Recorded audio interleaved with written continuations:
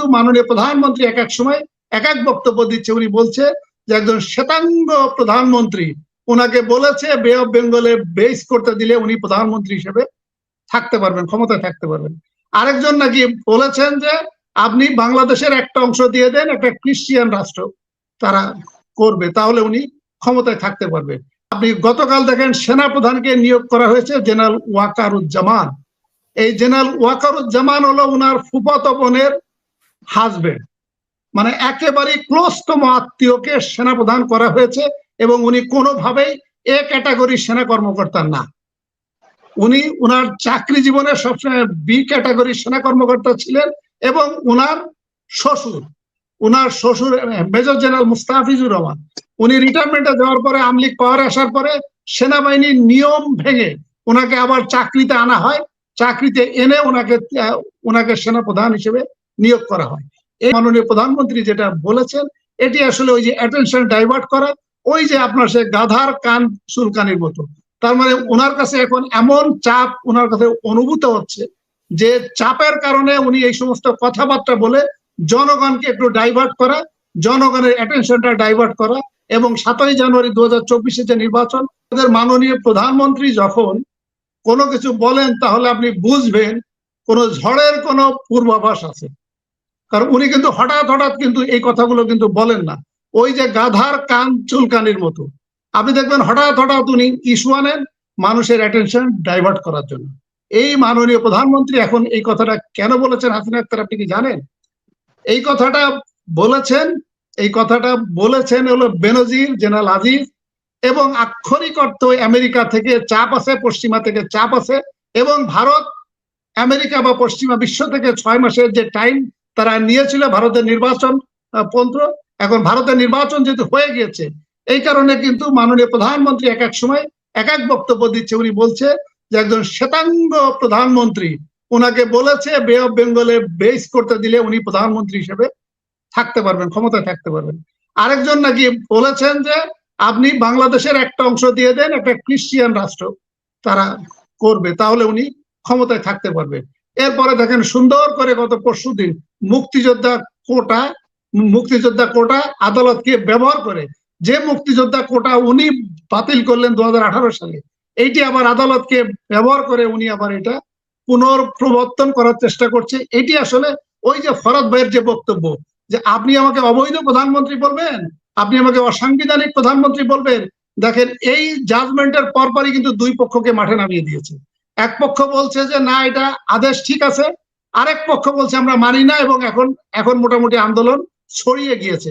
এক পর্যায়ে 2 মাস 3 মাস 6 মাস পরে মানুষকে যখন এই 7ই জানুয়ারি যে নির্বাচন এটা নিয়ে যখন ঘুম পাড়িয়ে দিবে তখন বলবে যে তোমরা যে আমাকে অবৈধ প্রধানমন্ত্রী বলো, অসাংবিধানিক প্রধানমন্ত্রী বলো, আমি ভারতের মোদিকে যেভাবে অবতার বলা হচ্ছে আমি বাংলাদেশের অবতার। সো আমার কাছেই তোমাদের কাছে ভিক্ষা চাইতে হবে, এবং মুক্তিযোদ্ধা কোটা যদি সংস্কার করতে হয় আবার পুনর্প্রবর্তন অথবা বাতিল করতে সেটা আমি করব। তার মানে আমি সাংবিধানিক ভাবে আমি বৈধ প্রধানমন্ত্রী। তার মানে হাসিনা আক্তার আপনি বলবেন না, আমি বলবো না, উনি কৌশল করে রেখেছে এইটা বলানোর জন্য একসাথে দুই পাখি মারা, যে আপনার এদিকে আন্দোলনটা হলো, মানুষের অ্যাটেনশনটা ডাইভার্ট হলো। এখন কেন মাননীয় প্রধানমন্ত্রী গতকাল এটা বলেছে? এটি বলেছে আপনি গতকাল দেখেন সেনাপ্রধানকে নিয়োগ করা হয়েছে জেনারেল ওয়াকারুজ্জামান। এই জেনারেল ওয়াকারুজ্জামান হলো উনার ফুফাতো বোনের হাজবেন্ড, মানে একেবারে ক্লোজতম আত্মীয়কে সেনাপ্রধান করা হয়েছে এবং উনি কোনোভাবেই এ ক্যাটাগরির সেনা কর্মকর্তা না। উনি উনার চাকরি জীবনে সবসময় বি ক্যাটাগরির সেনা কর্মকর্তা ছিলেন এবং উনার শ্বশুর মেজর জেনারেল মুস্তাফিজুর রহমান উনি রিটায়ারমেন্টে যাওয়ার পরে আওয়ামী লীগ পাওয়ারে আসার পরে সেনাবাহিনীর নিয়ম ভেঙে ওনাকে আবার চাকরিতে আনা হয়, চাকরিতে এনে ওনাকে সেনাপ্রধান হিসেবে নিয়োগ করা হয়। এই যে এখন সেনাপ্রধানের এই আলোচনাটাকে একটু ডাইভার্ট করার জন্য মাননীয় প্রধানমন্ত্রী হয়তো একজন এমপি কে বলেছে যে তুমি একটা পয়েন্ট অফ অর্ডারে দাঁড়িয়ে এই বক্তব্য দাও, আমি তখন বলবো যে তারেক রহমানকে আমি গ্রেফতার করে আনবো, তারেক রহমানকে গ্রেফতার করে আনবো। এটি একটা হাস্যজনক বা এটি একটা হাসির বক্তব্য বা হাসির বিষয় ছাড়া আর কিছুই না। কারণ উনি নিজেও জানেন, যেহেতু উনি প্রধানমন্ত্রী, যেহেতু উনি অনেকদিন ধরে পাওয়ার আছে, অনেকদিন ধরে রাজনীতি আছেন, উনি কিছু হলেও তো আইন কানুন অবশ্যই জানেন। তারেক রহমান লন্ডনে আছে রাজনৈতিক আশ্রয়।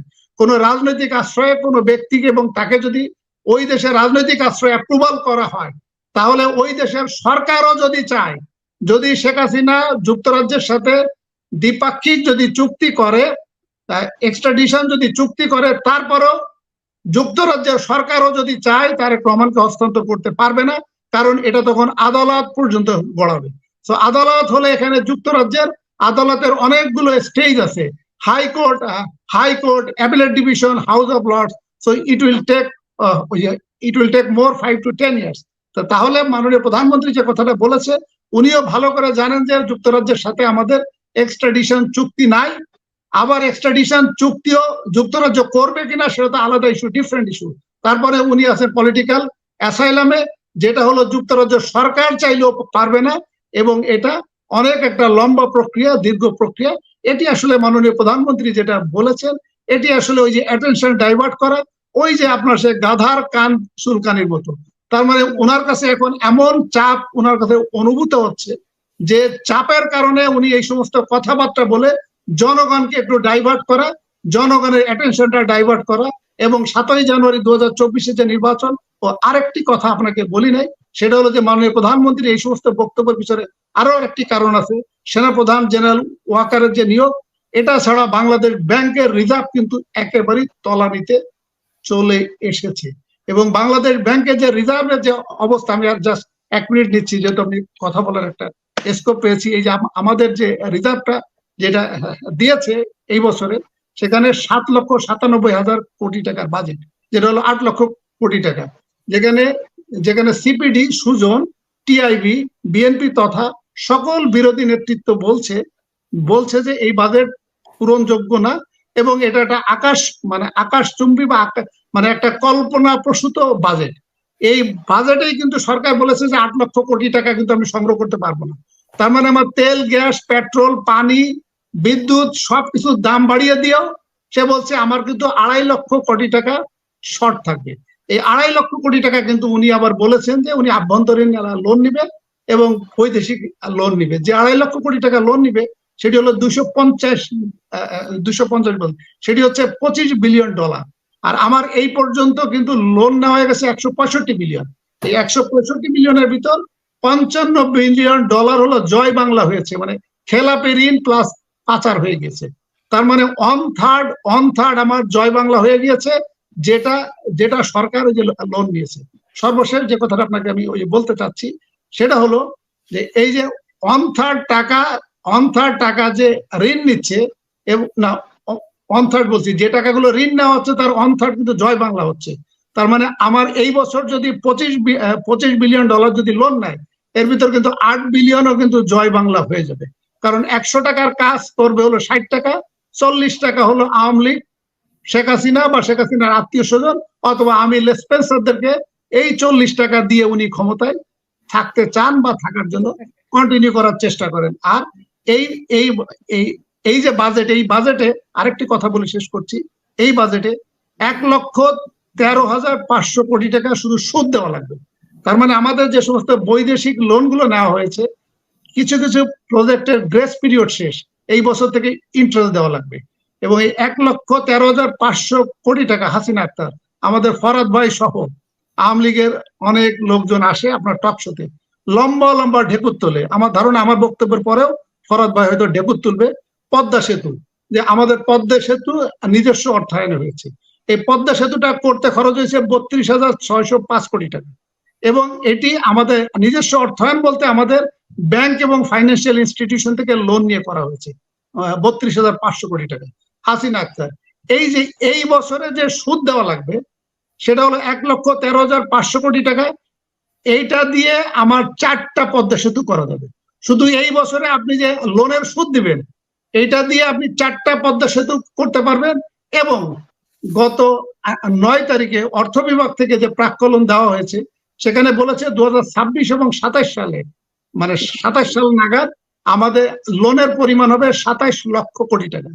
এবং এই 3 বছর, আগামী 3 বছরের শুধু সুদ দেওয়া লাগবে, অনলি সুদ, আই রিপিট, আমাদের আভ্যন্তরীণ এবং বিদেশি সুদ এটি দেওয়া লাগবে 4,05,000 কোটি টাকা, যেটা দিয়ে আমার ফরাদ ভাই যে ঢেকুর তুলবে, লম্বা ঢেকুর, পদ্মা সেতু, এইরকম 13টা পদ্মা সেতু করা যাবে। তার মানে আগামী 3 বছরের ইন্টারেস্ট দিয়ে, সুদ দিয়ে 13টা পদ্মা সেতু করা যাবে। এই সমস্ত এই যে বাংলাদেশ ব্যাংকের রিজার্ভ, যেহেতু এটা অর্থনৈতিক অভ্যুত্থান, শেখ হাসিনা হয়তো মানে মানে সে ধারণা করছে যে জনগণ রাস্তায় নেমে যেতে পারে, এইটা প্লাস তার যে আত্মীয় ফুফাতো বোনের হাজবেন্ডকে যে সেনা প্রদান করা হয়েছে, এটা নিয়ে যাতে বেশি বিতর্ক না হয়, এই কারণে উনি পার্লামেন্টে এই ধরনের একটা বক্তব্য দিয়ে মানুষকে আরেকটু আলোচনা করার একটা রাস্তা করে দিল, অ্যাটেনশন ডাইভার্ট করার রাস্তা করে দিল। ধন্যবাদ।